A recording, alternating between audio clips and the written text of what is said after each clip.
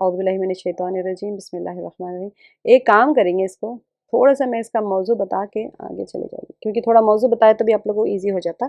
सूरह ज़ुख़रुफ़ का 89 आयत है, मक्की सूरा है, और किसी मोतबर रिवायत से ये मालूम नहीं हो सकता कि इसका ज़माने नुज़ूल क्या है, लेकिन इसके मज़ामीन पे गौर करने से साफ एक महसूस हो जाता है कि ये सूरा भी उसी ज़माने में ज़माने नुज़ूल में हुई थी जो सूरह मुमिन है, हामीम सजदा है, सूरह शूरा है, सूरह शूरा सॉरी सूरह शूरा में आइन आता है, ये शूरा है, ये मेनी जो हम मशवरे करने का जो रहता है ना उसको बोलते हैं शूरा।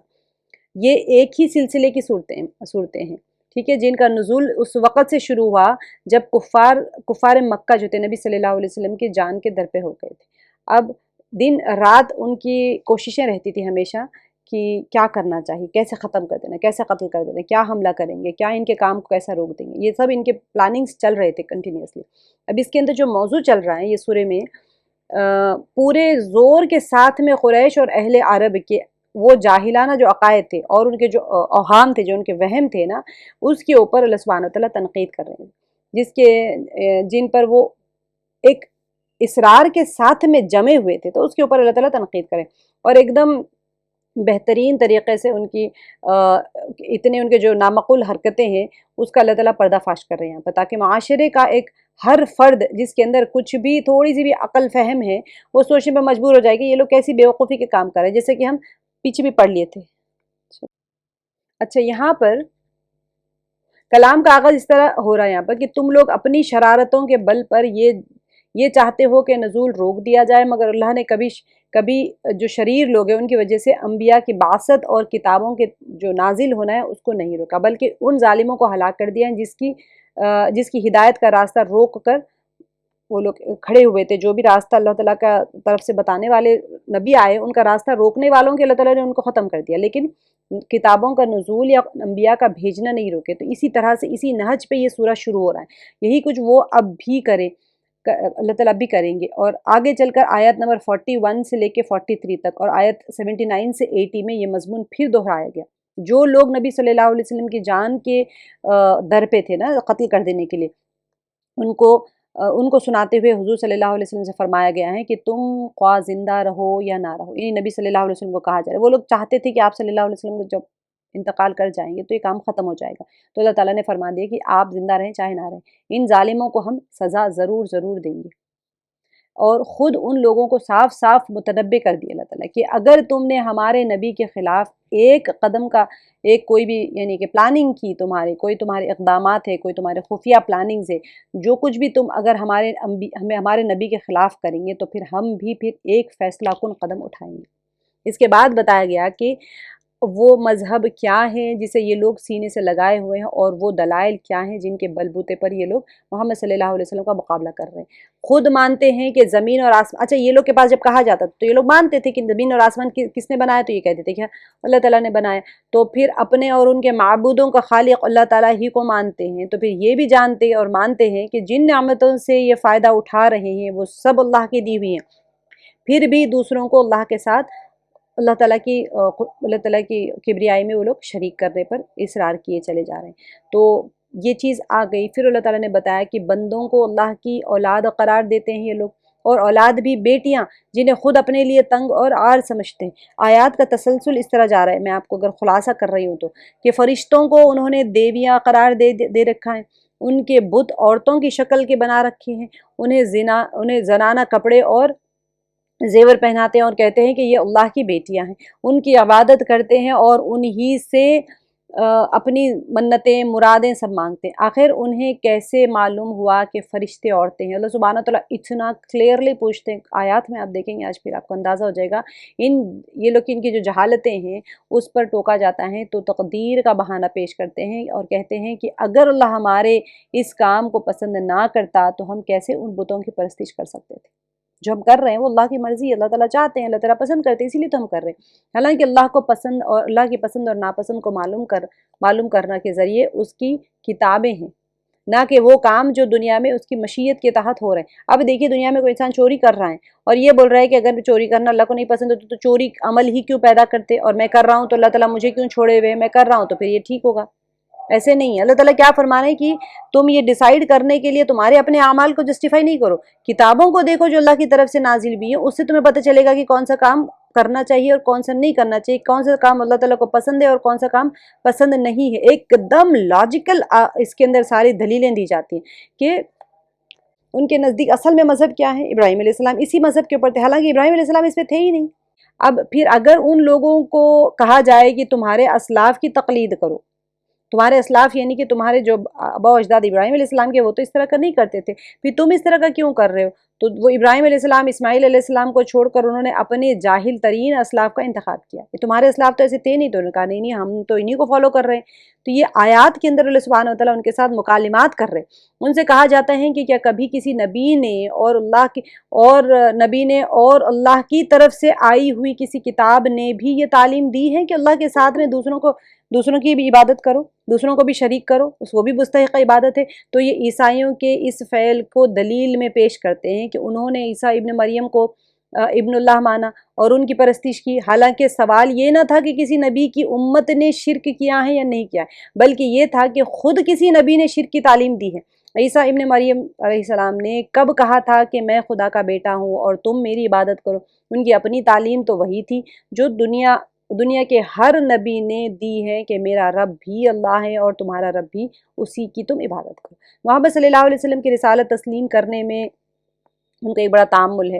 تو اس بنا پر ان کے پاس کیوں اچھا اتنی بہترین آپ کانٹروورسی دیکھیں گے, اللہ سبحانہ وتعالیٰ کیا زبردست اس کے اندر جواب دیتے کہ وہ پوچھتے تھے آپ کے پاس مال ہے, نہ دولت ہے, نہ ریاست ہے, نہیں کچھ بھی نہیں ہے, تو پھر ہم آپ کو نبی کیسے مانے؟ اللہ تعالیٰ کو نبی بنا کر بھیجنا ہوتا تو ایسے ہی بھیج دیتے. آیات کے اندر دیکھیں گے اگر اللہ ہمارے ہاں کسی کو نبی بنانا چاہتا تو ہمارے دونوں شہروں مکہ طائف کے بڑے آدمیوں میں سے کسی کو بناتا.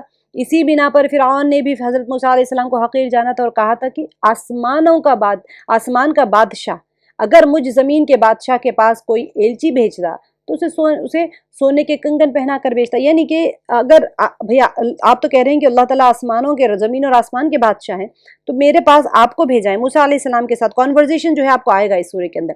تو وہ یہی پوچھتا ہے کہ اگر تم کو بنا کے بھیجے تو وہ ہاتھوں میں سونے کے کنگن چاہیے ہوتے تھے, فرشتے تمہارے اطراف میں صف باندھ کے کھڑے ہونے چاہیے تھے, فوج کی فوج ہونی چاہیے تھی, یہ فقیر کہاں سے آ کھڑا ہوا؟ موسیٰ علیہ السلام کو کہتے تھے. تو فضیلت مجھے حاصل ہے کہ مصر کی بادشاہی میری ہے اور دریائے نیل کی نہریں میری ماتحتی میں چل رہی ہیں. یہ شخص میرے مقابلے میں کیا حیثیت رکھتا ہے کہ یہ نہ مال رکھتا ہے نہ اقتدار رکھتا ہے. تو اللہ سبحانہ وتعالیٰ اسی طرح کفار کی ایک جاہلانہ بات پر تنقید کرنے اور اس کے نہایت معقول اور دلیلوں کے ساتھ جوابات دے رہے ہیں. اس کے بعد میں آخر میں صاف صاف کہا گیا ہے کہ نہ اللہ تعالیٰ کو کوئی اولاد ہے, نہ آسمان اور زمین کی اللہ الگ الگ ہیں. یہ نہیں کہ آسمان کا ایک رب ہے زمین کا ایک رب ہے, نہ اللہ کے پاس کوئی ایسا شفیع ہے جو جان بوجھ کر گمراہی اختیار کرنے والوں کے اس کی سزا سے بچا سکے. یعنی کہ تم جو گمراہی کر رہے ہو, ایسا نہیں کہ اللہ تعالیٰ کے پاس تمہارا کوئی سفارشی اور تمہیں اللہ سے بچا لے گا. اللہ کی ذات اس سے منزہ ہے کہ کوئی اس کی اولاد ہو. وہی اکیلا ساری کائنات کا رب ہے, باقی سب اس کے بندے ہیں. نہ کہ اس کے ساتھ کوئی خدائی صفات اور اختیارات ہیں, اس میں کوئی اللہ تعالیٰ کے اختیارات میں کوئی شریک ہے, نہ اللہ کے خدائی میں کوئی شریک ہے. اور شفاعت اس کے پاس صرف وہی کر سکتے ہیں جو خود حق پرست ہوں اور انہی کے لیے کر سکتے ہیں جنہوں نے دنیا میں حق پرستی اختیار کی ہو. یہ پورے کا پورا سورے کا آپ یہ پس منظر تھا. اس کے اندر آپ دیکھیں گے اتنے بیوٹیفلی اللہ سبحانہ وتعالیٰ آیات کو ایسے تسلسل کے ساتھ لے کے جاتے ہیں کہ توحید کے اوپر ہی پورے کا پورا توحید. اور سب سے اہم امپورٹنٹ اس کے اندر جو ٹاپک چلے گا وہ نبی صلی اللہ علیہ وسلم کی نبوت سے یہ انکار کرتے تھے, تو اس کی زبردست طریقے سے دلیلیں پیش کی جاتی ہیں کہ آپ کو نبی کیوں بنا کر بھیجا گیا. تو اس کی دلیلیں موسیٰ علیہ السلام کا واقعہ کے ذریعے سے اور ساری چیزیں اور ان کے جو مشرکانہ انداز ہوتے تھے نا شرک کے, اس کی زبردست آپ لوگ دلیلیں دیکھیں گے. چلیے اعوذ باللہ من الشیطان الرجیم, بسم اللہ الرحمن الرحیم. حامیم والکتاب المبین, قسم ہے اس واضح کتاب کی. انا جعلناہ قرآنا عربیا لعلہم تعقلون. پیچھے ہم نے دیکھ لیا تھا کہ قرآن عربیا غیر عوج, کے اس کے اندر کوئی کجی نہیں ہے. اب یہاں پر اللہ تعالیٰ نے فرما دیا کہ ہم نے اس کو عربی زبان کا قرآن بنایا ہے کہ تم سمجھ لو, جو دنیا کی فصیح ترین زبان ہے. دوسرے اس کی اولین مخاطب بھی عرب تھے, کیونکہ ابھی نہیں کو بتانا تھا تو ان کی زبان ہی عربی ہے. اگر عجمی آ جاتی, ہم نے پیچھے سورہ میں بھی پڑھ لیا تھا, اگر عجمی زبان میں آتی تو یہ کہتے کہ تو ہمیں سمجھ ہی نہیں آتی. تو عربی زبان میں نازل فرمایا۔ وَإِنَّهُ فِي أُمِّ الْكِتَابِ لَدَيْنَا لَعَلِيٌّ حَكِيمٌ، یقیناً یہ لوح محفوظ میں ہے۔ وَإِنَّهُ فِي أُمِّ الْكِتَابِ لَدَيْنَا لَعَلِيٌّ حَكِيمٌ، لوح محفوظ میں اور ہمارے نزدیک بلند مرتبہ حکمت والی کتاب ہے۔ دیکھیے اس میں قرآن کریم کی اس عظمت اور شرف کا بیان ہے جو ملأ الاعلیٰ میں اسے حاصل ہے۔ اللہ تعالیٰ کے پاس میں آسمانوں میں بلند درجوں میں اس قرآن پاک کو کیا درجہ حاصل ہے، تاکہ اہل زمین بھی اس کے شرف اور عظمت کو ملحوظ رکھتے ہوئے اس کو قرار واقع اہمیت دے۔ اب دیکھیے آپ کے ہاتھ میں قرآن پاک ہے، آپ پڑھ رہے ہیں، اس کی عظمت کتنی زیادہ، ہمیں کیا ہوتا ہے کہ تھوڑی چیزوں کی اہمیت بار بار بولنے سے ختم بھی ہو جاتی ہے۔ قرآن پاک کا درجہ اہمیت ہمیں پتہ ہی کوئی نہیں۔ آج ہم بیٹھ کے سن رہے ہیں، یہ کلام ایسا کلام ہے جو اتنا بلند ہے، لعلی حکیم، کہ وہ بلند مرتبہ اور حکمت والی کتاب ہے، ٹھیک ہے۔ تو اب اس یہاں دنیا میں اتاری گئی ام الکتاب سے مراد لوح محفوظ میں ہے۔ وَإِنَّهُ فِي ام الکتاب، لوح محفوظ میں ہے اور بہت ہی بلند مرتبہ اور حکمت والی ہے۔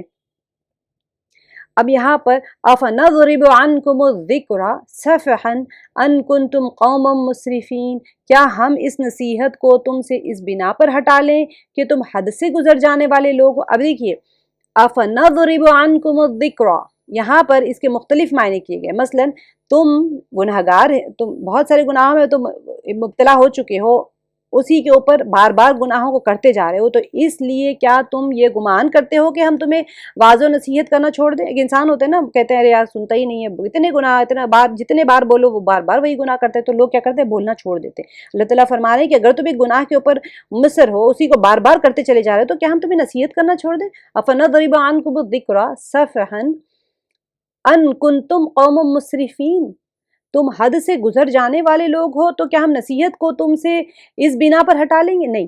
اور دوسری وجہ کیا بتائے، دوسری تفسیر، یا تمہارے کفر اور اسراف پر ہم تمہیں کچھ نہ کہیں گے اور تم سے درگزر کر لیں گے۔ یعنی قرآن پاک یہ آیت کی تفسیر مختلف طریقوں سے کیے گئے ہیں، یہ ہم تمہیں ہلاک کر دیں اور کسی چیز کا تمہیں حکم دیں نہ منع کریں، یعنی تم کو ہلاک کر دیں اور تم کو کوئی چیز کا کام کرنے سے منع نہ کریں، کسی چیز کا حکم نہ دیں تم کو، ایسے نہیں ہو سکتا۔ چوتھی بات یہ بتائی، چوتھی تفسیر یہ کی گئی کہ چونکہ تم قرآن پر ایمان لانے والے نہیں ہو، اس لیے ہم قرآن کا جو یہ نازل کرنے کا سلسلہ ہے اسی کو بند کر دیں، یہ بھی نہیں ہو سکتا۔ تو پہلے مفہوم کو امام طبری نے اور آخری مفہوم کو امام ابن کثیر نے زیادہ پسند کیا۔ پہلا مفہوم کیا ہے کہ یہاں پر جو پہلا مفہوم بیان کیا گیا کہ تم گناہ میں لگے ہوئے ہو اور بہت زیادہ اس کو اصرار کے ساتھ کر رہے ہو، تو اس لیے کیا تم یہ گمان کرتے ہو کہ ہم تمہیں واعظ و نصیحت کرنا چھوڑ دیں گے؟ گناہ گار ہے تو اس کو بھی واعظ و نصیحت کی جاتی ہیں، تاکہ یہ نہیں تو اگلی نسل کبھی نہ کبھی تو زندگی کے کسی حصے میں ایمان لے آئے گا۔ تو قرآن ہے ہی نصیحت کی کتاب، تو امام طبری نے اس چیز کو اختیار کیا۔ اور آخری جو ہے کہ قرآن پر ایمان لانے والے نہیں ہو، اس لیے ہم قرآن کے سلسلے کو بند کر دیں، یہ امام ابن کثیر رحمۃ اللہ علیہ نے اس کو پسند کیا اور کہا ہے کہ یہ اللہ کا لطف و کرم ہے کہ اس نے خیر اور ذکر حکیم یعنی قرآن کی طرف دعوت دینے کا سلسلہ موقوف نہیں فرمایا۔ ہم گناہ کر رہے ہیں، اچھا ہم تو بہت بعد میں آئے، مشرکین مکہ تو مانتے ہی نہیں تھے، جب نہیں مانتے تھے تو قرآن پاک کا سلسلہ منقطع نہیں کر دیا، نازل کرتے رہے، نصیحتیں آتی رہی، اترتی رہی۔ تو اسی چیز کے اوپر بتایا جا رہا ہے کہ أَفَنَضْرِبُ عَنْكُمُ الذِّكْرَ صَفْحًا أَن كُنْتُمْ قَوْمًا مُسْرِفِينَ۔ آگے فرمایا وَكَمْ أَرْسَلْنَا مِن نَبِيٍّ فِي الْأَوَّلِينَ، اور ہم نے اگلے لوگوں میں بھی کتنے ہی نبی بھیجے، یعنی کہ اہل مکہ سے زیادہ یعنی کہ زوراور تھے نا، تم تو کچھ بھی نہیں ہو، پیچھے تو قوم عاد ہے، قوم سمود ہے، ان کے پاس تو بہت زیادہ پاورفل تھے، بہت زیادہ طاقت تھی، قوت تھی، لیکن پھر بھی ہم نے بہت سارے كَمْ أَرْسَلْنَا مِن نَبِيٍّ فِي الْأَوَّلِينَ وَمَا يَأْتِيهِم مِّن نَبِيٍّ إِلَّا كَانُوا بِهِ يَسْتَهْزِئُونَ، جو نبی ان کے پاس آیا انہوں نے اس کا مذاق اڑایا۔ تم کیا کر تمہارے پاس نہ طاقت ہے، نہ قوت ہے، نہ کچھ اقتدار ہے، نہ مال ہے، نہ کچھ بھی نہیں ہے۔ پچھلے امتوں میں بھی بہت سارے انبیاء آئے، لیکن انہوں نے بھی یہی روش اختیار کی جو تم اختیار کر رہے ہو، تم بھی استہزاء کر رہے ہو، تم بھی قتل کے اوپر آمادہ ہوتے تھے، وہ بھی یہی کام کیا کرتے تھے۔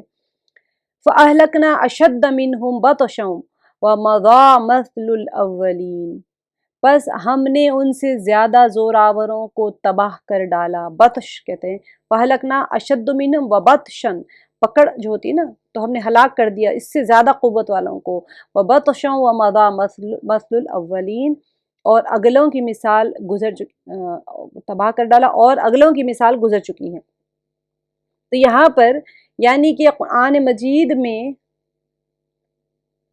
ان قوموں کا تذکرہ یا پھر ان کی جو ان کا وصف ہے الگ الگ بار الگ الگ جگہوں پر بیان کیا گیا۔ آپ دیکھتے ہیں ایک ہی واقعے کو الگ الگ جگہوں پر الگ الگ انداز میں آیا ہے۔ ایک نبی کا یا ایک نبی کی قوم کے بارے میں جو عذاب آیا ہے، صرف ایک جگہ سٹوری نہیں آئی، الگ الگ ٹائم پہ الگ الگ چیزوں کو لے کر وہ بیان کیا گیا ہے۔ اگر یہ بھی یعنی اس میں اہل مکہ کے لیے ایک کیا ہے، تحدید ہے کہ پچھلی قومیں، ڈرایا جا رہا ہے ان کو کہ پچھلی قومیں اور جو رسولوں کی تکذیب کی وجہ سے ہلاک ہوئی ہیں، تم بھی سنبھل جاؤ۔ اگر یہ بھی تکذیب اور رسالت پر ایسے ہی اصرار کرتے رہیں گے، ایسے ہی جمے رہیں گے، تو ان کی مثل یہ بھی ہلاک کر دیے جائیں گے، انہی کی طرح تم بھی ہلاک کر دیے جاؤ گے۔ فَأَهْلَكْنَا أَشَدَّ مِنْهُمْ بَطْشًا وَمَضَىٰ مَثَلُ الْأَوَّلِينَ، پہلے کی طرح تم بھی ہلاک کر دیے جاؤ گے۔ وَلَئِنْ سَأَلْتَهُمْ من خلق السماوات والارض ليقولن خلقهن العزيز العليم، اگر آپ ان سے دریافت کریں کہ آسمانوں اور زمین کو کس نے پیدا کیا، وَلَئِنْ سَأَلْتَهُمْ ان سے سوال کریں من خلق السماوات والارض کس نے پیدا کیا ہے آسمان اور زمین کو، ليقولن تو وہ ضرور کہیں گے خلقهن، زمین اور آسمان کو خلقهن کیوں کہا گیا کہ زمین اور آسمان مؤنث لیتے ہیں وہ لوگ، خلقهن العزیز العلیم، تو ان کو پیدا کیا ہے کس نے، اللہ تعالیٰ نے، غالب اور دانا اللہ نے ہی پیدا کیا ہے۔ لیکن اس اعتراف کے باوجود کیا کرتے تھے، انہی مخلوقات میں سے بہت سو کو ان نادانوں نے اللہ کا شریک ٹھہرا لیا۔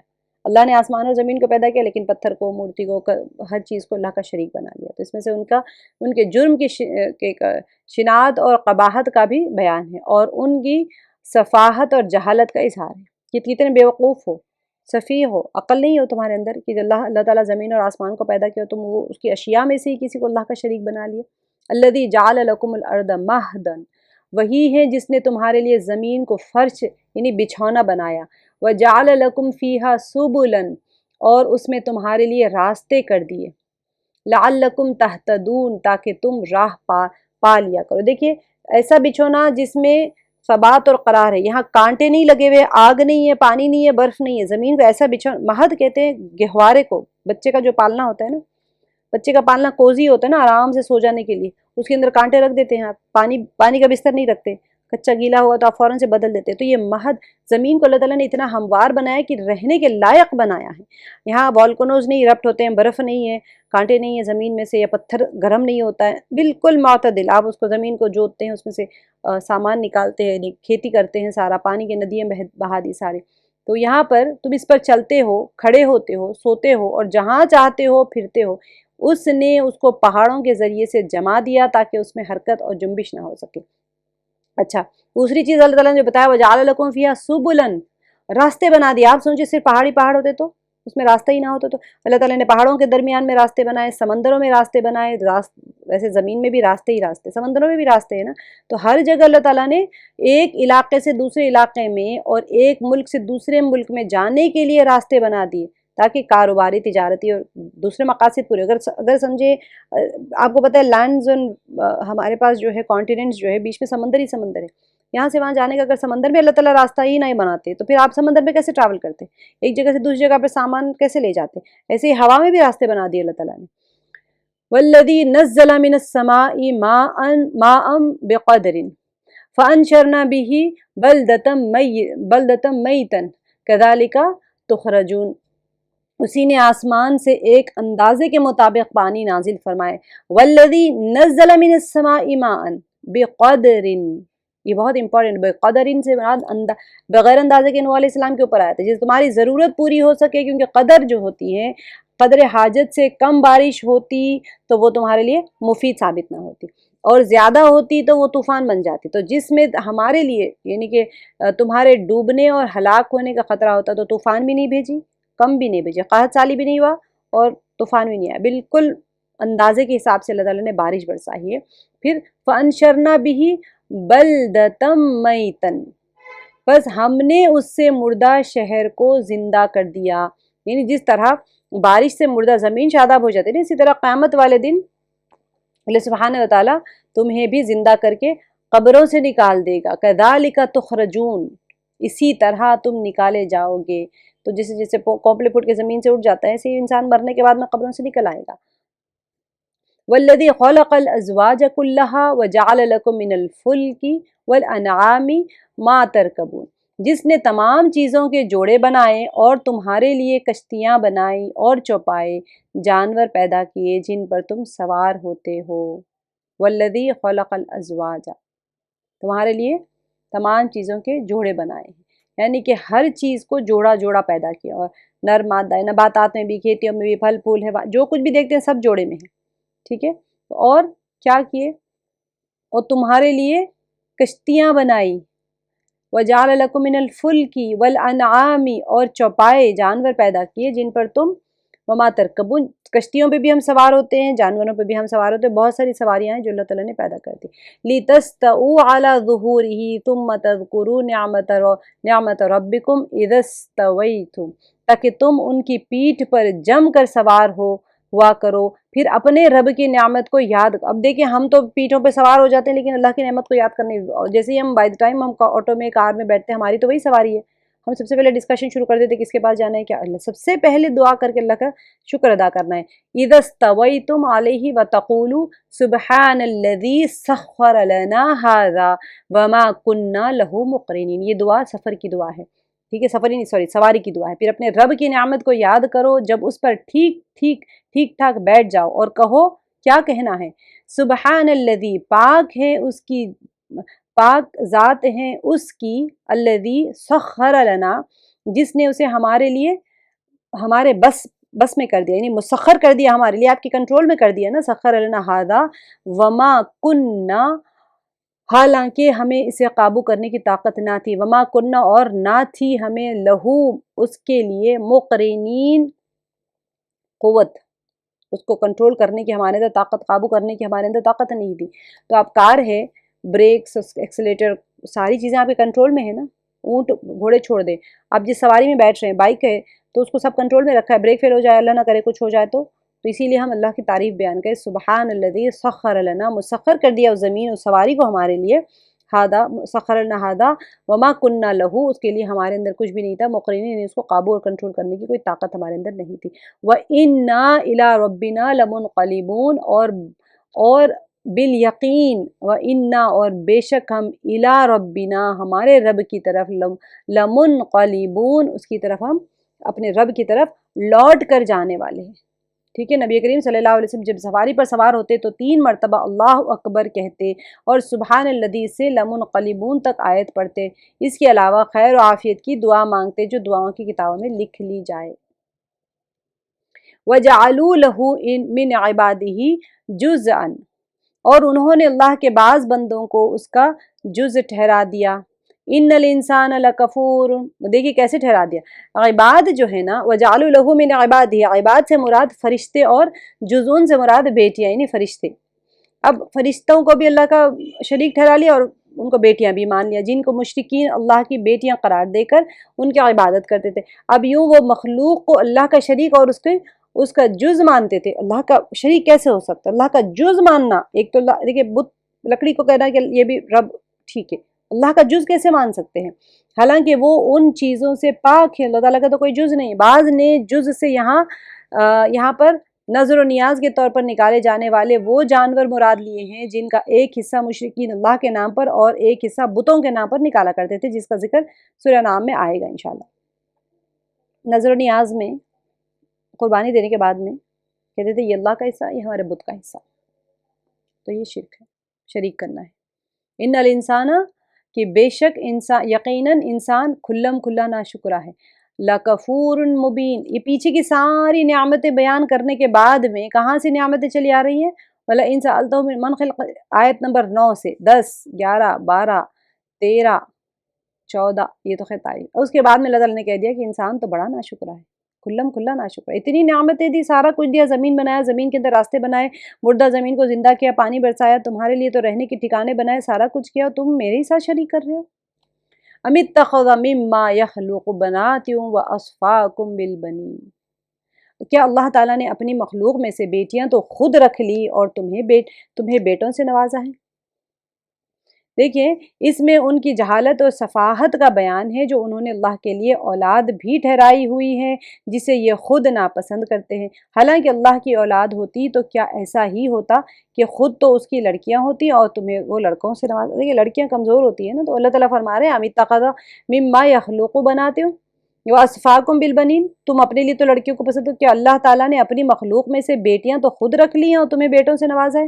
وَإِذَا بُشِّرَ أَحَدُهُمْ بِمَا ضَرَبَ لِلرَّحْمَنِ مَثَلًا ظَلَّ وَجْهُهُ مُسْوَدًّا وَهُوَ كَظِيمٌ، حالانکہ ان میں سے کسی کو جب اس چیز کی خبر دی جائے جس کی مثال اس نے اللہ رحمان کے لیے بیان کی، وَإِذَا بُشِّرَ انہیں خوشخبری دی جائے، أَحَدُهُمْ ان میں سے کسی ایک کو، بِمَا ضَرَبَ اس چیز کے بارے میں بیان کی جائے جو ضرب للرحمانی مثلاً جو اس نے بنا لیا ہے اللہ کے لیے مثال، یعنی کہ اللہ کے لیے بیٹیاں تجویز کر کے رکھی ہیں، تو اس کو بھی ایسے ہی اس کی خوشخبری دی جائے گی تمہیں بھی بیٹی ہوئی ہیں، تو کیا ہو جائے گا؟ ظل وجہہ، تو اس کا چہرہ سیاہ پڑ جاتا ہے، کیونکہ اس کو بیٹی پسند نہیں ہے تو اس کا چہرہ سیاہ پڑ جاتا ہے۔ مسودہ وہو قدیم، اور رحمان کے لیے بیان کی ہے تو اس کا چہرہ سیاہ پڑ جاتا ہے اور وہ غمگین ہو جاتا ہے، وہو قدیم، وہ غمگین ہو جاتا ہے۔ کیا اللہ کی اولاد لڑکیاں ہیں جو زیورات میں پلی اور جھگڑے میں اپنی بات واضح نہ کر سکے؟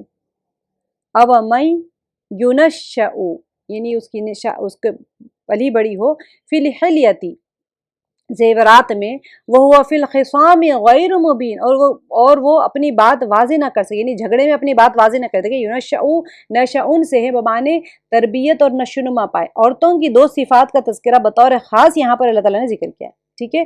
سب سے پہلے تو یہ ہے کہ ان کی تربیت اور نشوونما زیورات اور زینت میں ہوتی ہیں۔ آپ سب لوگ پسند کرتے ہیں، بچیاں ہوتی ہیں جو لیڈیز ہوتی ہیں، یعنی شعور کی آنکھیں کھولتے ہی ان کی توجہ کس چیز کی طرف جاتی ہے؟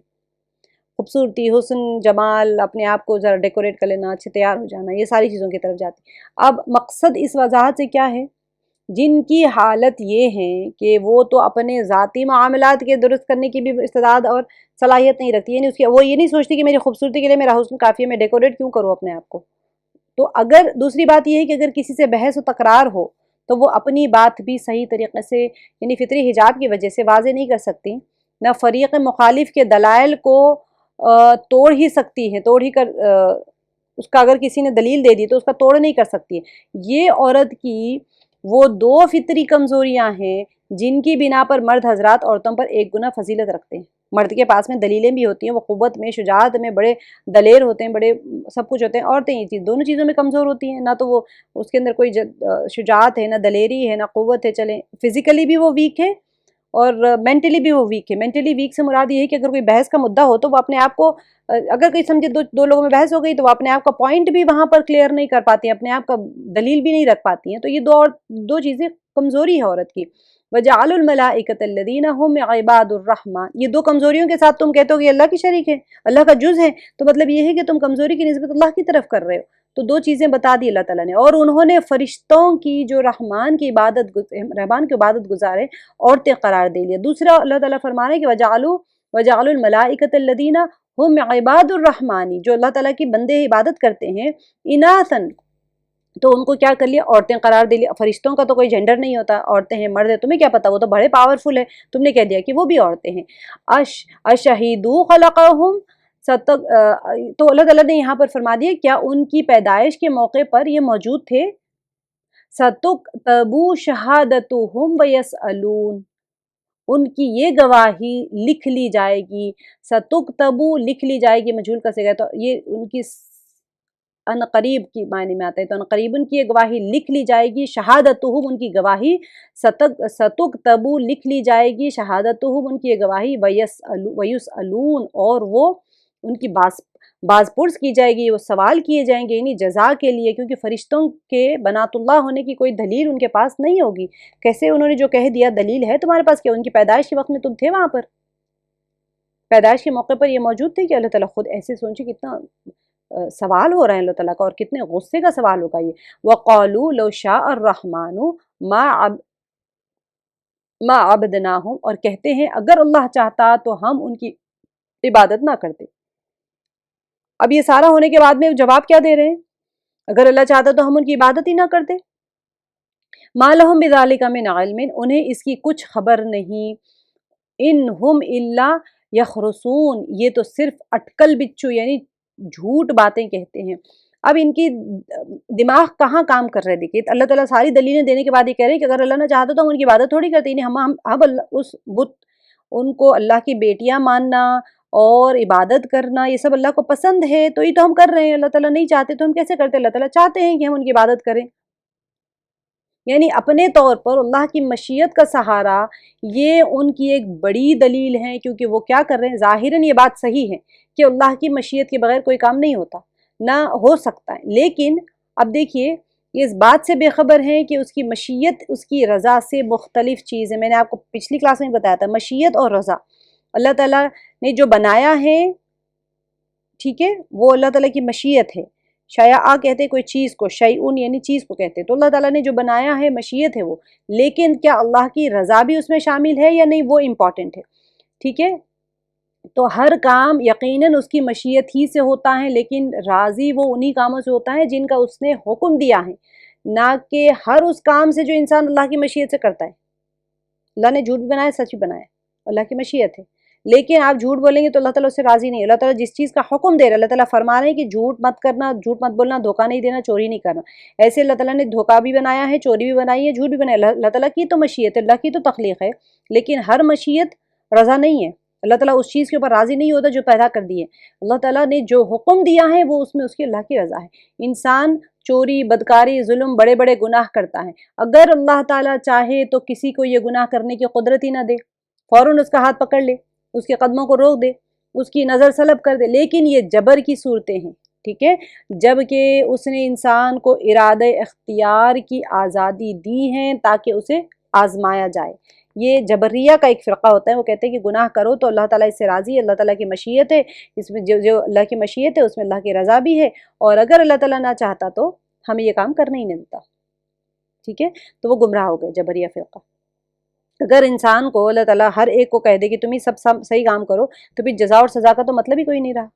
जज़ा और सज़ा तो आपके अमाल इख्तियार दिया गया है, इख्तियार कुल नहीं है लेकिन इख्तियार है ना, तो इख्तियार इसीलिए दिया गया कि बता दिया कि ये सही है या गलत है। अब तुम गलत रास्ते की तरफ रास्ते पे चलोगे तो तुम्हें ये सज़ा मिलेगी, वो भी बता दिया। ये नहीं कहा कि सज़ा मजहूल रखी है, चोरी करेंगे तो ये सज़ा मिलेगी, दुनिया में भी मिलेगी, आखिरत में भी मिलेगी।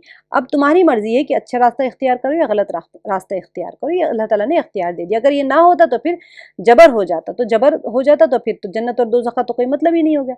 अब जिनसे वो राज़ी, अल्लाह ताला यहाँ पे जो बताया जा रहा है कि इसीलिए उसने दोनों किस्म के कामों की वजाहत कर दी है, जिनसे वो राज़ी होता है और उनकी भी, और जिनसे नाराज़ होता है उनकी भी, दोनों काम बता दी। इंसान दोनों किस्म के कामों में से जो काम भी करेगा अल्लाह उसका हाथ नहीं पकड़ेगा, लेकिन अगर वो काम जुर्म और मासियत का होगा तो यकीनन वो उससे नाराज़ होगा, अल्लाह की रज़ा नहीं है उसमें। गुनाह करेगा तो अल्लाह नाराज़ होगा उससे। मशीयत है, अल्लाह ताला ने तख्लीक की है, अल्लाह की मशीयत है, लेकिन रज़ा उसमें नहीं है। उसने अल्लाह के दिए हुए इख्तियार का इस्तेमाल गलत किया है। ठीक है, ये इख्तियार अल्लाह ताला दुनिया में उससे वापस नहीं लेंगे, अलबत्ता उसकी सज़ा क़यामत वाले दिन देंगे। क़यामत में इख्तियार नहीं होगा फिर उसको, अगर इख्तियार होता तो फिर वो वहाँ से कुछ ना कुछ करके दुनिया में आ जाता अमल करने के लिए। यहाँ से इख्तियार दिया गया है, क़यामत में इख्तियार नहीं होगा इंसान को। अम आतैनाहुम किताबन बिन क़ब्लिही फ़हुम बिही मुस्तमसिकून, क्या हमने उन्हें उससे पहले कोई और किताब दी है जिसे ये मजबूत थामे हुए हैं, यानी कि कुरान से पहले। एक तो यहाँ पर बता दिया कि वक़ालू, अगर अल्लाह ताला चाहते, यानी वो कहते हैं कि अल्लाह ताला चाहते तो हम ये इबादत ही ना करते। ठीक है, उन्हें उसकी कुछ भी खबर नहीं है, ये तो सिर्फ अटकल यानी झूठ बातें कहते हैं। ये बात अल्लाह ताला ने बता दी। फिर अल्लाह ताला दूसरी बात पूछ रहे, यह उनके पास कोई किताब है, अम आतैनाहुम किताबम मिन क़ब्लिही फ़हुम बिही मुस्तमसिकून, क्या उनके पास कोई किताब है जिसे वो मजबूती से पकड़े हुए, जिसमें से ये सारी दलीलें निकाल के दे रहे हैं। कुरान से पहले कोई किताब जिसमें उनको गैरुल्लाह की इबादत करने का इख्तियार दिया गया है, जिसे उन्होंने मजबूती से थाम के रखा हुआ है। ठीक है, अब बल्कि नहीं, बल्कि क़ौलू, तो बल्कि ये तो कहते हैं, इन्ना वजदना आबाअना अला उम्मतिन व इन्ना अला आथारिहिम मुहतदून, तो वो कहते हैं कि हमने अपने बाप दादा को एक मज़हब पर पाया और हम उन्हीं के नक्श कदम पर चलकर राह याफ्ता हैं। ठीक है, वो कहता, अब उनके पास कोई किताब तो है नहीं, फरिश्तों की पैदाइश के वक्त भी वो नहीं थे, तो फिर ये कर क्या रहे हैं। تو کہتے نہیں ہم تو اپنے آبا و اجداد کے راستے پہ چل رہے ہیں۔ وَكَذَلِكَ مَا أَرْسَلْنَا مِن قَبْلِكَ فِي قَرْيَةٍ مِّن نَذِيرٍ إِلَّا قَالَ مُتْرَفُوهَا، اسی طرح آپ سے پہلے بھی ہم نے جس بستی میں کوئی ڈرانے والا بھیجا، وہاں کے آسودہ یعنی آسودہ حال لوگوں نے یہی جواب دیا۔ جو اچھے پوزیشن ہولڈرز رہتے ہیں نا، ان سے ہمیشہ ڈر رہتا ہے کہ بھی وہ عمل جلدی نہیں کرتے، مانتے نہیں۔ وَكَذَلِكَ مَا أَرْسَلْنَا مِن قَبْلِكَ فِي قَرْيَةٍ، کسی بستی میں، مِن نَذِيرٍ کوئی ڈرانے والا جب بھی ہم نے بھیجا ہے، إِلَّا مگر، قَالَ مُتْرَفُوهَا وہاں کے جو آسودہ حال لوگوں نے کہا، إِنَّا وَجَدْنَا آبَاءَنَا عَلَىٰ أُمَّةٍ وَإِنَّا عَلَىٰ آثَارِهِمْ مُقْتَدُونَ، کیا کہا ان لوگوں نے کہ ہم نے اپنے باپ دادا کو ایک راہ پر اور ایک دین پر پایا اور ہم تو انہی کے نقش پا کی پیروی کرنے والے ہیں، بس ہم ان کے نقش قدم پہ چل رہے ہیں، ہم نے جیسے اپنے باپ دادا کو پایا ہم بھی وہی کریں گے۔ قال اولو جئتکم بأہد مما وجدتم علیہ آباءکم، نبی صلی اللہ علیہ وسلم، نبی نے کہا بھی کہ اگرچہ میں تمہارے پاس اس سے بہت بہتر مقصود تک پہنچانے والا طریقہ لے کر آیا ہوں، ثم علیہ آباءکم وجدتم علیہ آباءکم، قالوا تو انہوں نے کہا کہ انا بما ارسلتم بہ کافرون، انہوں نے کیا جواب دیا کہ ہم اس کے منکر ہیں جسے دے کر تمہیں بھیجا گیا ہے، ہم آپ کی بات نہیں مانتے جس پر آپ آئے، ہم تو اپنے آبا و اجداد کی بات مانیں گے۔ فانتقمنا منہم فانظر کیف کان عاقبۃ المکذبین، بس ہم نے ان سے انتقام لیا اور دیکھ لے جھٹلانے والوں کا کیسا انجام ہے۔ تو جنہوں نے جھٹلایا، اللہ سبحانہ تعالیٰ نے فرما دی کہ انہوں نے انکار کیا، جھٹلایا، تو دیکھ لو جھٹلانے والوں کا انجام کیسا ہوا ہے۔